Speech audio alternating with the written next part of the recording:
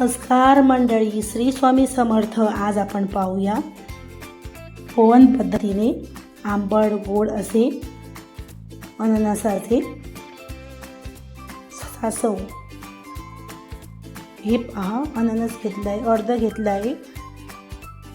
ची साल वगैरे काढून छोटे छोटे पीस करून घेतले आहे. एक वाटी खोबरं, वाटी गूळ, अर्धा चमचा मेथी दाणे, एक चमचा मोहरी, पाव चमचा हिंग, कढीपत्त्याची पानं, अर्धा चमचा मीठ, पाव चमचा हळद आणि 5 मिरच्या सुकी. हे पहा, खोबरं घालून घेऊया. खूप छान होते हे अननसाचे सासव. तुम्ही पण माझ्या पद्धतीने नक्की करून पहा.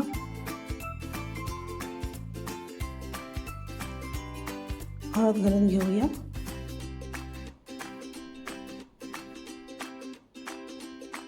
आणि थोडंसं पाणी घालून घेऊया आणि एकदम असं बारीक वाटून घेऊया.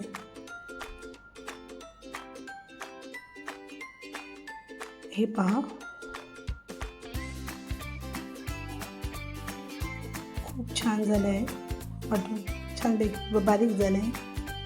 असं बारीक करून घ्यायचं.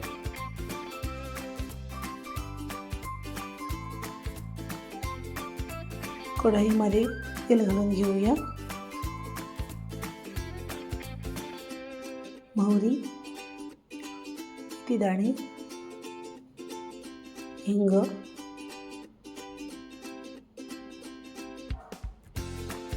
छानपैकी परतून घेऊया.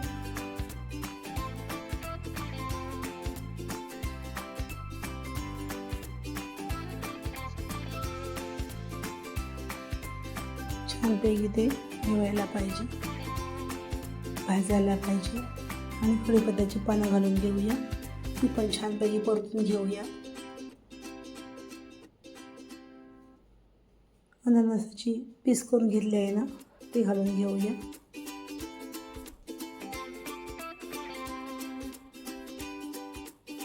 त्याच्यामध्ये गूळ घालून घेऊया. गूळ घालून ते छानपैकी असं परतून घेऊया, एकजीव करून घेऊया. हे अननसाचे सासवला हे पण बोलतात.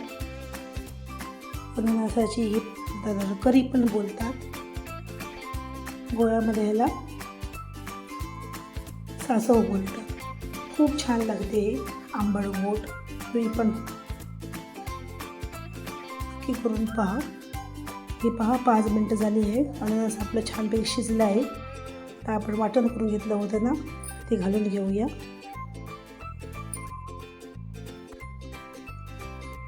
छानपैकी ते एकजीव करून घेऊया. थोडंसं आणि पाणी घातलं आहे.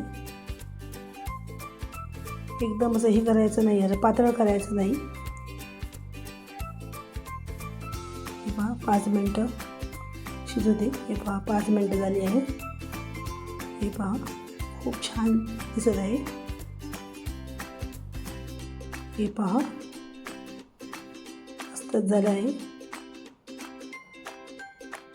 हे पहा, माझ्या पद्धतीने नक्की करून पहा एक दिवस. हे पहा, आपलं अननसाचं सासव करून तयार झालं आहे. खूप छान दिसत आहे, मस्त दिसत आहे. तुम्ही पण नक्की करून पहा माझ्या पद्धतीने. व्हिडिओ आवडला असेल तर लाईक करा, शेअर करा, सपोर्ट करा. चला तर पुन्हा भेटूया अशाच एक छानशा रेसिपीसह. तोपर्यंत धन्यवाद.